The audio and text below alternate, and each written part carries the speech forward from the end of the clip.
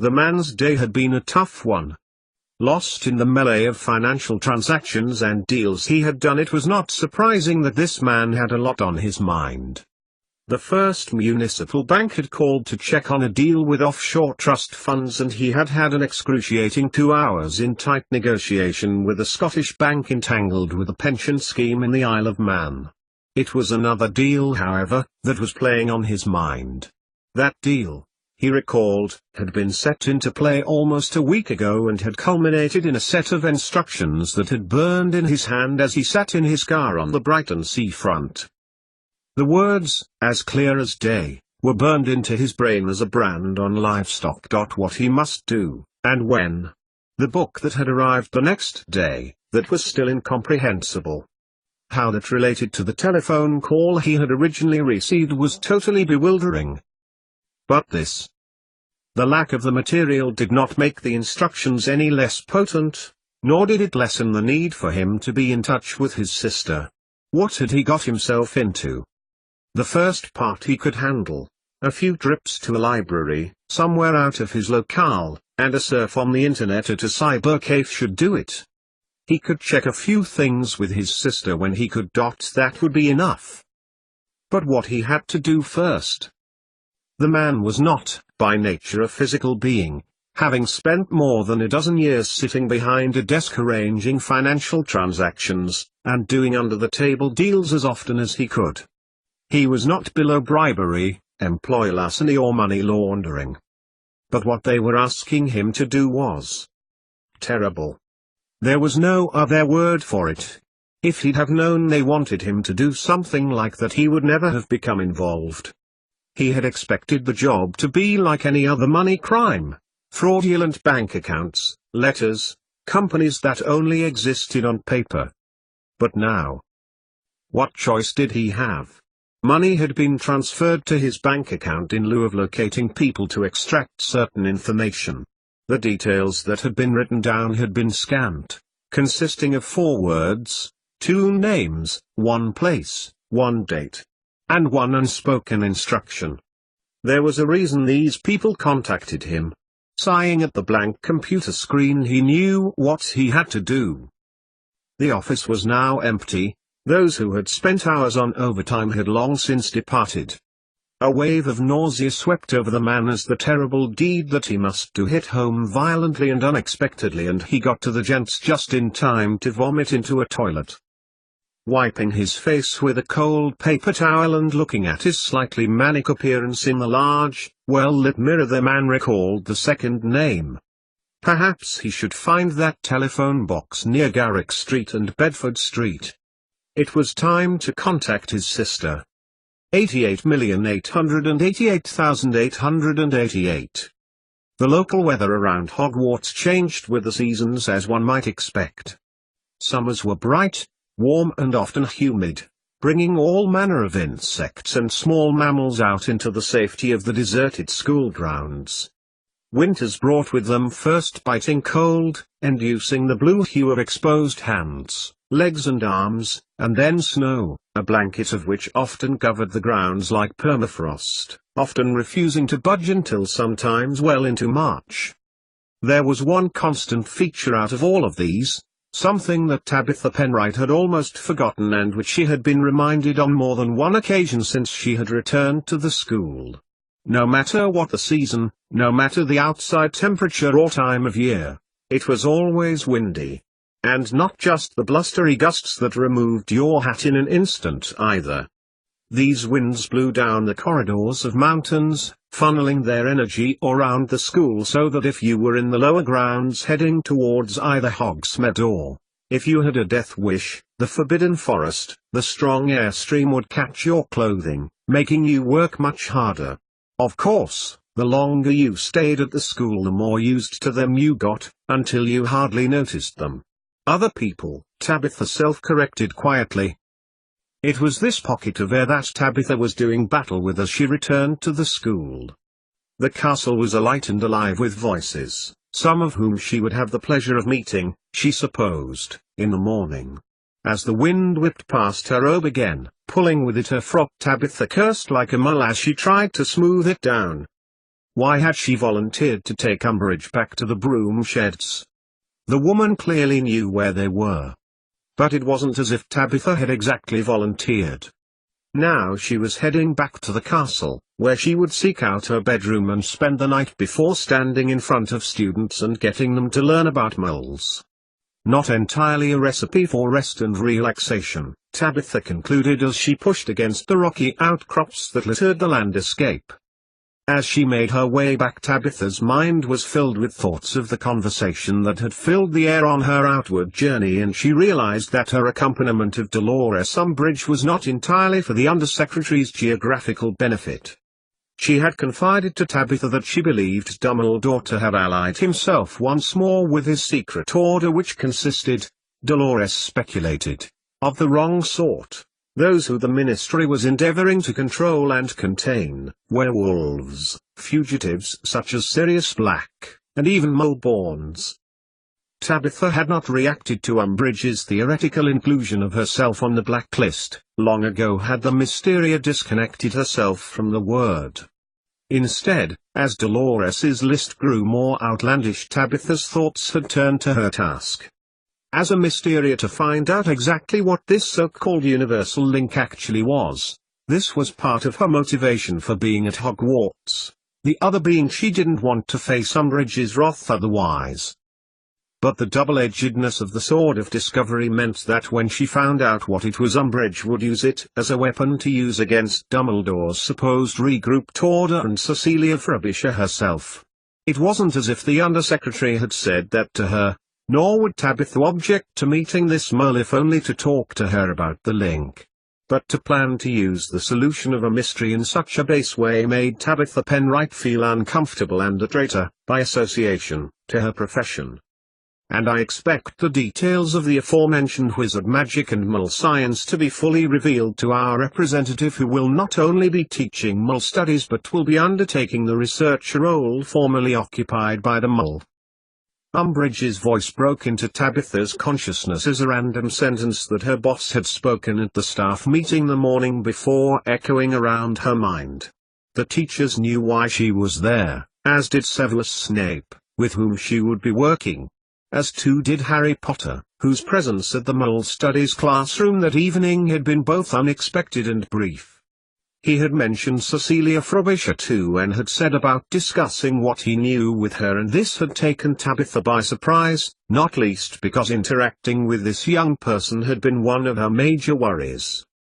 Before her now Tabitha recognized the base of the rocky outcrop on which Hogwarts was built. Tabitha ran through her mental to-do list once more, a strategy that she used to settle her mind when things were awry. Get the information she needed, about Cecilia Frobisher and about the universal link. Find out what was known all about science and investigate the potion that Dumbledore had given to her in the trial and ascertain its construction. Report all of these things to Fudge himself via Umbridge. Oh, and teach mole studies as well. The wind whipped past Tabitha again as she made her climb back up towards the school as she contemplated the future. It was a futile task anyway, for she had made her choice. Pulling her robe closer to her body, Hogwarts' new mole studies teacher banished all thoughts of her old life and focused on her new, if temporary, 188,888,888. Cecilia Frobisher sat in the living room of the cottage staring at her notes. Upstairs Remus was in the bathroom, relaxing after work. His work for Dumbledore with the Order, his first destination each evening on coming, as regular as clockwork. Above her the floorboards flexed, and she heard him climb into the old enamel bath that was about very old and always made Cecilia feel that she was firmly in the 1950s. The decor therein was faded flower wallpaper, with the lavatory having a tall cistern above with a long pull chain.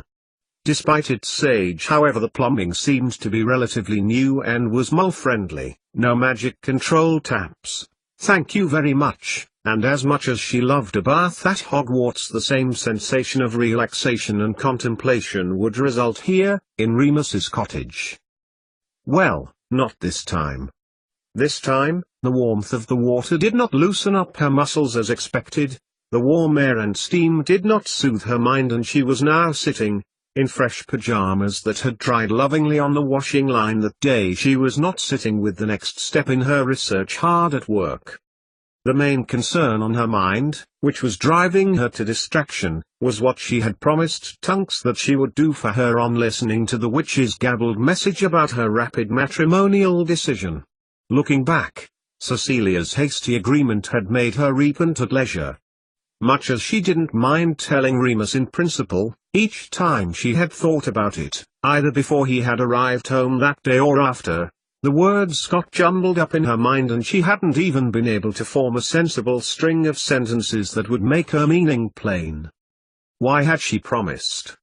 It seemed even more alarming than anything that she had done in the wizarding world before. Her second concern was her conversation with Sirius and the potion a few days ago, not the potion for Harry but the other one. What if Remus's best friend decided to tell him what she was attempting? Much as Sirius Black seemed to have changed from the charismatic charmer with a vendetta against her when he got depressed about his life, Cecilia wished she hadn't been so willing to share her secret with him when he was sharing his. The thought had crossed her mind when she was feeling in a defensive mood that perhaps Sirius had been making up the story in order to goad her on secret from her, although that hypothesis had not lasted long. What about Petunia Dursley's race? Why was it that her DNA showed the W band when she was, as far as Cecilia knew, not a witch?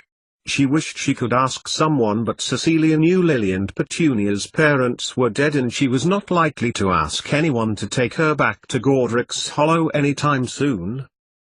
There was Callias, too. She wished she could talk to Remus about him, and she had resigned herself to asking Dumbledore when they next met what he knew, as he seemed to know so much about mysterious mythology already. Perhaps he could make her feel less worried about all of this. And then, above everything else, was the potion. Number 30 seemed to be progressing. She had made some gains with the base, and now she was on the second blend of top notes. But Cecilia was not feeling the satisfaction of achievement as she had done all those months ago with the first one, and, she had to admit, Severus was partly right when he said she would do better with it were she still at Hogwarts. Above her the ceiling creaked again, and she heard a faint whoosh of the bath water evaporating. Despite the plumbing being mulish, Remus still liked to fill and empty his bath the wizard way, and she knew that in about 5 minutes' time he would be down and sitting with her, asking her what she wanted for tea. Cecilia sighed. So much for freeing herself from mystery and intrigue, which was what she had expected when she'd resigned from the Order. It just seemed to have remained as clandestine as it ever was. She turned over a page in her notebook, her eye coming to rest, funnily enough, on the section of notes about the lycanthropy cure. And of course there was this. Cecilia had written copiously about this, writing in semicode lest Remus or Severus were to chance upon it. As she refreshed her mind with her own progress about this, her heart both soared and sank. With this her beloved could be cured. But did this give her the right to take time away from Harry's potion? It was no wonder she didn't feel completely satisfied with her progress, but then, she couldn't have ignored the notes. Just then she heard the familiar creak of the top step floorboard as Remus began to make his way downstairs, and she flicked back to the section in her notebook about potion 30. Smiling as he got to the bottom, he sat next to Cecilia, and she folded the notebook closed as he bent over to kiss her on the cheek. "All nice and clean, love?" she asked as he sat down next to her on the settee. Remus nodded, extending a hand to prevent her from putting down her notebook. "There's no need to stop working," he replied, bringing the book back to her lap. "And once we've had tea, maybe I can help." Wearily Cecilia nodded, hoping it looked enthusiastic, and it seemed to do the trick as Remus smiled. "So how was your day?" he continued. This time he saw her face fall, and he took her hand quickly. "The work is stressing you out," he concluded before Cecilia had a chance to say anything. "I can see that. Now you've resigned, there's no reason why you need to continue at that pace, or even at all if you don't want." He broke off when he saw the expression of horror on her face. It's not that, not the work, Cecilia conceded, wrapping her hand around Remus's as he continued to hold it. The process of the work is not difficult, it's just. This time it was Cecilia's turn to break off as she took in Remus's expression. She dared to continue. There are so many unknowns that I just need to get to the bottom of, as quickly as I can, she finished. Remus's face relaxed and it occurred to Cecilia that he was worried that she was going to say something else. Something along the lines of leaving, maybe. Do you think perhaps you could listen to the theory? I'd really appreciate a second opinion. One that's not Severus's, she added, but to herself. Remus Lupin's face broke into a smile that made Cecilia Frobisher fall in love with him all over again. Over the course of the next quarter of an hour in the living room of a cottage built by the ancestors of one of them, two people shared an intimate if not particularly clear conversation. Neither of them moved from their seated position and they continued to hold hands as one discussed their problems and the other nodded, listened and occasionally questioned or commented. The main theme revolved around how wizardly a person had to be a wizard, whether there was a cut-off point in their ability and if, were a person a wizard, they could change their fate by mere will. Cecilia explained that it was such intricacies behind which lay the key to refining Harry's potion to perfection, and she described the anomalies in Petunia Dursley's race. I can see that there is a great deal still to be done, conceded Remus as he looked back at Cecilia. I only wish that I could help you in some way. You idea, it is so. Cecilia nodded as she clasped Remus's hand, for it had not moved since she had begun. You could help, Cecilia suggested, holding tighter to her lover's hand, that is, if you are still in touch with Harry. I could speak to Dumbledore the next time I see him, said Remus softly, his features sagging slightly under self-consciousness. I can't risk moving round Hogwarts or using the Floo network to contact him, not since the Ministry. Cecilia raised a finger to his lips and shook her head, breaking her hand hold with him and stroking him on the shoulder. Please don't worry about that, she said, shaking her head as Remus kissed her raised fingertip. I'm sorry to have mentioned it. In any case, it'd be better that Harry didn't know about it just yet. Is that everything? Asked Remus concludingly. Shall I start some supper? Or is there anything else you want to talk about? Cecilia sighed as the thought of Remus's brother streaked like a comet over the dark canvas of her mind, and she nodded. Mysterious mythology, she said as the secret came out at last. What about it? Remus got to his feet and made his way over to the bookshelves that were set into the alcoves on both sides of the fireplace and handed her the battered, charred copy that Dumbledore had given back to her before she left Hogwarts. About to decline, Cecilia recalled the day that Remus had given it to her, when it had been relatively new and burn-free, but instead took it from him and flicked open the first page. There, in its part incinerated state, the border read, Energy Light Magic. How long did your family have it? When did Raymond Lully give it to you? Remus sat beside her again and his eyes traced over the book in her hands before suddenly looking back at Cecilia, tracing the outline of her features as he had done the tome so intricately linked with his family. Lully gave it to my father, and there it has always been. He looked across at the gap in the otherwise unbroken line of books. It's been in the family as long as I can remember. All wizard families have a copy, you know, although not one of them was like mine. It wasn't till I got to Hogwarts that I realized it was different, when I took it with me. And I only did that because And there the words remained unspoken. Had not Cecilia known the end of the sentence, deep down, that he had taken it to remind him of his family because it had been the stories therein that had kept him going after he had been bitten and condemned to life as a werewolf, she would surely have questioned him. Had she done that, then her heart would surely have broken at his sorrow. As it was, her knowledge must have been clear on her face, and save a brief nod of confirmation by Remus, that conversation ended there. So you didn't tell me, he continued in an altogether brighter tone, what was it you did today? Cecilia smiled as he got to his feet and she followed him into the kitchen. Well, all of this, Cecilia said, gesturing to the pile of washing that she had recovered from her makeshift washing line, which through serendipity the heavens had not opened upon the laundry when she had returned from Ambleside. Funny what some elbow grease will do, she added, laughing inwardly at Remus's expression. I mean, I did it by hand. There are a few things I missed, if you wouldn't mind taking a look, Cecilia continued, sitting on one of the kitchen chairs as Remus began to fill it with water from the end of his wand. She watched as he continued to prepare some food, potatoes and cabbage to go with a roasted something. She hoped that it would be vaguely recognizable this time. Roast hedgehog had been a shock. In the oven, marshalling the cutlery from the drawers to peel and chop and scrape. Oh, and there was Tunks, of course. She popped into the grate this afternoon. Clipping the last word short, Cecilia bit her tongue behind her lips to stop herself from declaring the witch's recently changed marital status to her old work colleague. Remus looked up from his potato peeling, which he was coordinating as if a symphony orchestra conductor, the potatoes flying over to the boiling water as they were peeled, and nodded.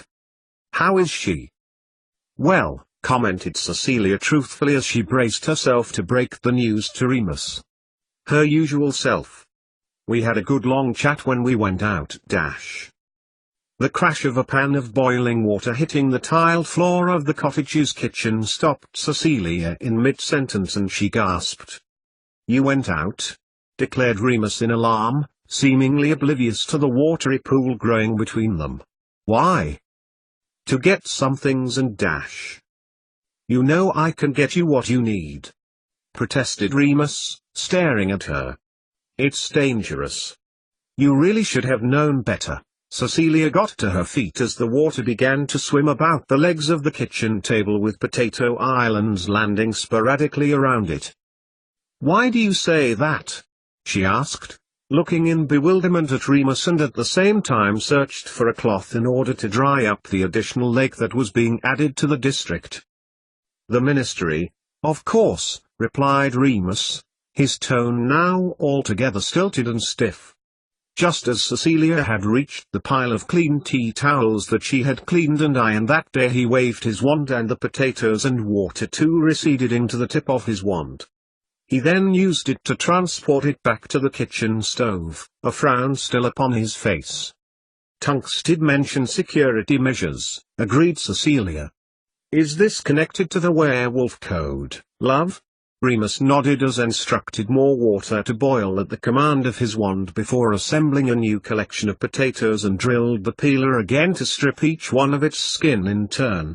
Leaving the potatoes again, he turned to Cecilia and made his way over to her as she returned to the kitchen chair she had so hastily left moments ago. I just want you to be safe. Promise me not to go out without me. His look was endearing. She nodded. After dinner, and the resultant clearing up of the dishes, Cecilia made her way back to the utility room with Remus. They had agreed that he would help her with the potion that evening in order to speed her to the end of potion 30. She prepared the ingredients under pestle and in mortar while Remus began to perform the spells that the new blends required, and Cecilia began to think about how she could turn the conversation around to mentioning Tunks's marriage. She began to talk to him about where she and Tunks went when they were out that afternoon, but the conversation quickly turned to Remus's mission for Dumbledore that might take him away for a few nights. As she ground the lovage root and picked up the next ingredient, she fought the urge to press him further as the thoughts of her other potion filled her mind. That's wolfsbane then, said Remus, his words like a burglar in the unguarded domain of her mind. Cecilia jumped, with a few leaves in hand, and she opened her palm as Remus looked at it before looking back to her.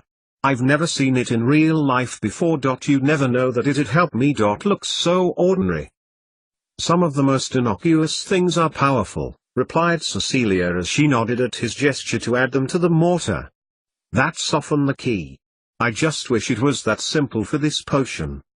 88,888,888. The vision of the figure traversing her way across the glorious landscape of the school grounds evaporated as he caught sight of the choice before him. No matter how much he delayed the decision of choosing between them, Severus Snape knew that indeed a choice must be made. He looked again at the table in front of him, upon which lay a selection of otherwise innocuous ingredients. 2 potions before him in embryonic form, but only one could be completed. Only one could become fully formed and go on to fulfill its destiny. The choice was his. Of the 2 people whom he, for want of a better phrase, cared for, he had to choose whom he would betray. Merlin, damn it! Bunching up his fist, Snape slammed it against the sturdy wooden boards hard enough for some of the ingredients to absorb the energy, making the Quaking roll. This should not be so difficult. And he needn't have made it so. It would not have been so difficult had he not, upon his visit to Lupin's cottage, probed Cecilia Frobisher's memories. But the feelings she had expressed. He should not have told that the Wolfsbane potion required the same ingredients as Harry's potion, and even less should he have made some for her to give to Lupin. She had probably worked out by now that any cure for him must have a similar constitution. And with such a limited supply of the ingredient. Snape stared at the thin, limp herb with an expression of pure hatred which stared in its inanimate state treacherously back at him. Before he had a chance to carry out his ire on the herb with a pestle and mortar, however, a familiar feeling, like pins and needles, prickled his left arm and he scratched at it absently. So he calls the faithful, does he? A smirk played on Snape's features as the desire to be a fly on the wall at the scene that would unfold in approximately 10 minutes' time, and how those faithful few would scrape and bow at the shadow that was once the most powerful wizard in the world. And he could be a fly on the wall too, were he to focus on and practice transfiguration for a few hours, but that defeated the object of remaining detached of his hateful, debilitating bond servitude. It was she, whose trust he had betrayed a day ago, that he had to thank for that. The situation, therefore, was this: the Wolfsbane went either the woman for whom he had a strong emotion, to grant her wish of a potion that worked to cure werewolf whom she had chosen to be her husband, or it would be used for a young teenager to risk his life under precarious conditions in order to defeat once and for all the most powerful wizard that had ever lived. Which should his head obey? And would he be able to live with the consequences with whichever decision he chose? For there was only one to make. And all at once the future became clear as the ingredients on the table and the potions classroom blended into one glorious whole. Snape smiled and stepped away from the table before making for the door. It wasn't he who needed to make the decision. He had only to wait. The choice was hers. 88,888,888. Moles. The shriek had come from the direction of the portrait at the top of the stairs, shattering the otherwise stillness and tranquility of number 12, Grimmauld Place. Looking up the main stairway, Nymphadora Tonks rolled her eyes in the direction of her deceased maternal grandmother. More moles in my house. The night had been more than fraught, and if the rest of the household were to be awoken with Grandmother Black's disquieting cries, she didn't think she could handle having to explain to all and sundry why this little sleeping mouse of a child was on one of the Black household's contraband purple sofas. People were bound to come. It was inevitable. It was a credit to the strength of the order that such was the result, but by Merlin, it was inconvenient. Making her way to the kitchen and propping the door open to the living room, Tonks sat backwards on a chair and ran her hands through her limp, dull locks as she contemplated the startling and terrifying events of the evening. Bathsheba had raised the alarm. By all accounts the absent-minded witch had been hunting around for the cat food that the older woman in the Aberdeen terraced house left out fresh for her. Their stray, and even though it was always in the same place, Miss Braddle invariably forgot where that was. This was what had happened that night. Tonks looked back at the sleeping child, remembering how upset she had seen her, how she had been crying desperately for her mother and father, and then for her auntie. "Should we take her?" Bathsheba had asked as the young girl had succumbed to an ever-sleep charm. Rather old-fashioned. Tonks recalled her confused self-thinking as the middle-aged witch cast it. Bathsheba Bradel herself had retired to her own home once she had accompanied Tunks and the child back to Grimmauld Place. There was little option, really. Her leg had been badly severed, her usually kempt hair had been bedraggled and it looked as if part of one side was missing. Her face was filthy as if she had been lying in mud, where Tunks could see flesh drops of blood had dried, and most of Bathsheba's usually immaculate, and expensive, clothing was now little use for its original purpose. It was the crack of her disapparation, Tunks supposed, that had awoken the wretched portrait. Above her the floorboards of the guest bedrooms, where any of the order who were staying over on a certain night slept, creaked to life, and Tunks ruffled her hair with her fingers again. Molly Weasley would soon be with her, she knew, as would her cousin, although Sirius would be much later, for his mother would shriek obscenities at Molly first, which would then wake him up. She racked her brains to think what it was she would say to whoever was first down the stairs and would encounter a sleeping child before them. Bathsheba had been on her nightly duty round. Tunks knew this because the rotas had been decided only a couple of days ago, and she had recalled that yesterday and tonight were her off-duty nights, which had prompted her to marry without due constraint on her time. As Nick had been working that evening and had knocked onto his shift at around midnight, Tunks took the opportunity to share with whoever was at number 12 her personal if cautious but exciting news again. She had had the pleasure of doing so that afternoon to a handful of the order, much to their downright disbelief. When she had arrived no one was around, with the exception of Sturgis Podmore, who was on duty there, and she had offered to relieve him of his shift in exchange for Friday, which the wizard, for some inexplicable reason, who wouldn't want a Friday off, had agreed to. And then the emergency flare in the hearth had alerted her attention. What in heaven's name? Tunks. Molly Weasley, hands to her face, dressed in a bright pink padded dressing gown and matching curlers and slippers, stood, horror-struck, at the bottom of the stairs. She was staring in shock at the young girl, sound asleep and still in her bag-puss pajamas. Molly, Tunks began, jumping off her chair and making her way across to the older woman. But before she had a chance to put her jumbled thoughts into any sort of order, a crack brought Bathsheba back whence she'd gone, sporting a large bruise on her right cheek and an unsightly gash at the front of her scalp. "Sheba's the best person to ask," Tunks declared, looking at her aghast at her usually well-groomed appearance, the which gave Tunks a thanks for that look before making her way into the kitchen. Tunks followed her, head slightly bowed. With one more look in the direction of the child, Mrs. Weasley made after them, determined to get to the bottom of everything. "I had Edgestones placed around the house," explained Bathsheba, sitting heavily on a kitchen chair, having, like Tunks just before her, propped one against the door in order to see the girl. Her breathing was not much better than when Tunks had seen her earlier, and she wondered whether she should suggest that Bathsheba pay a visit to St. Mungo's. "I'd heard the younger of the two women talking to a neighbor about disturbances. They alerted me to an intruder, someone who had entered the premises at about 11:30. I had to go, of course. And then I fell from my broom." Tunks gave her a pitying look as she recalled the countless times she had done that herself. "They killed them." Bathsheba declared the words both assertively and with alarm in her voice, the latter of which Tunks had never heard the otherwise feisty which expressed before. "S.H."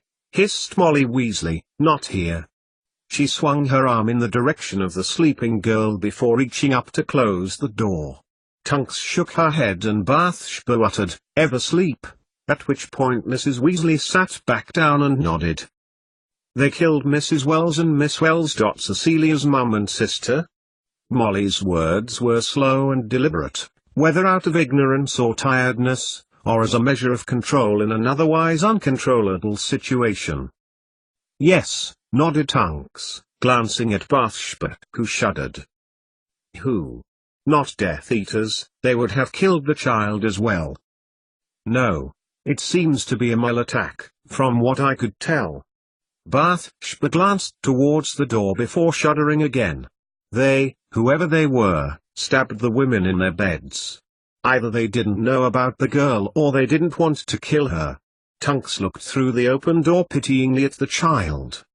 She had taken her from Bathsheba when she had arrived at Falkirk Street, while the older Era had made one last brave attempt to seek out the murderer, which had resulted in her being knocked out of the first-floor window with great force and landing face down on the muddy lawn below. Fortunately she had been able to cushion her fall with a floating charm, but still she had been badly injured. "When should we undo the charm?" Tunks asked, looking between Molly and Bathsheba. "I do know the counter-charm and dash." "Well, that rather depends on what we are going to do with her," interrupted Bathsheba hastily. "I mean, she can hardly stay here, and who is there to look after her? The nearest family she's got is Cecilia, and considering what'll happen if and when the ministry find her." "What about the ministry?" asked Molly suddenly. "Were they there? I mean, I know you were there, dear," she added, smiling at Bathsheba. "Were you there on official business looking after them? Are the ministry going to be swarming around?"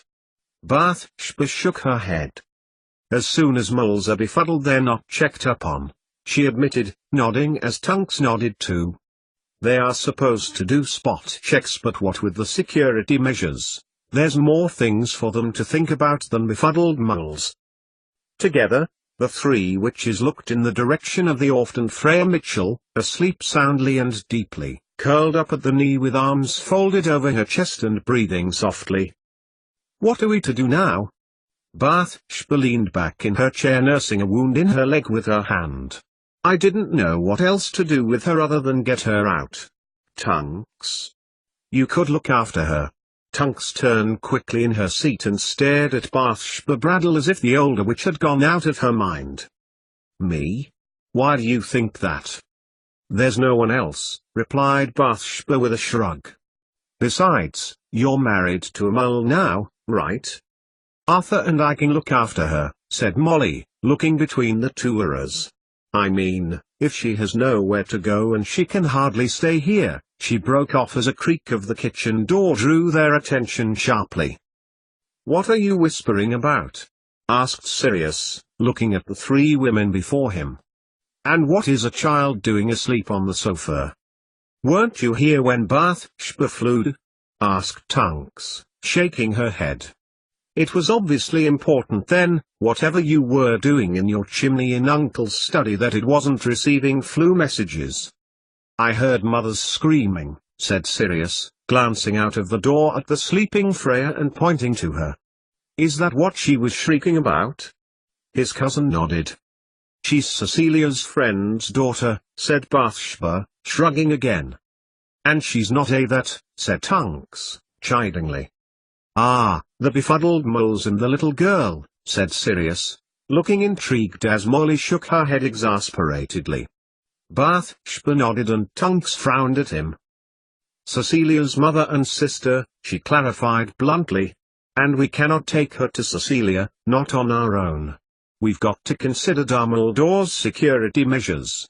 Sirius raised his eyebrows at Tunks's clarification before looking at Bathsheba, who was fussing over her wounds again. "So what happened?" he asked her. "They're impressive, whatever it was. I was doing my rounds and the Edgestones alerted me to an intruder. It must have been a mole. A wizard would have attacked me with a wand rather than leave it to gravity." Getting to his feet, Sirius made his way out of the kitchen as Bathsheba recounted the tale of her injuries again, rather more for her own benefit than for anything else. Tunks rose too and elbowed him out of the way, getting to the child's side before her cousin and kneeling beside her. Sirius smiled as he watched her stroke the hair from the little girl's face, tucking the dark strands as a curl behind her ear before picking her up in her arms. Refusing to answer the questions of both Molly and Sirius, and ignoring the shrieks of the wretched portrait, Tunks carried her upstairs. Her bedroom, the one that she used when she stopped at Grimmauld Place, was cool. The cold currents of air wafted past Tunks as she made her way in the darkness over to the spare bed opposite the one that she herself usually took. She lay the girl down on top of the covers before magicking the light into existence. She'd flew Nick, she thought decidedly. He needed to know that she was going to be stopping here tonight. And by the time she had done that, others of the order would surely have arrived and a decision on the child's fate would be made. "Not that you'll be going anywhere else than with me," Tunks declared maternally as she lifted up Freya with one hand and drew the covers back. She'd take her. The child knew Nick, that Tunks knew. And after that, looking down at the mole child who was sleeping in her own bed, in a bedroom in the house that had belonged to wizards with extreme views on non-magical beings, Tunks shook her head as she wondered what her own life was about to become. She sighed. And then, furled tightly in the girl's hand, Tunks noticed something the child must have brought with her when Bathsheba had rescued her from her former home. Carefully folding back her fingers, the young witch took a little piece of paper, folded and squashed so that it was almost hidden to all but the child herself. Unbidden tears pricked in Tunks's eyes as she looked upon a drawing, signed untidily by the young artist herself, a drawing of her family and her cat.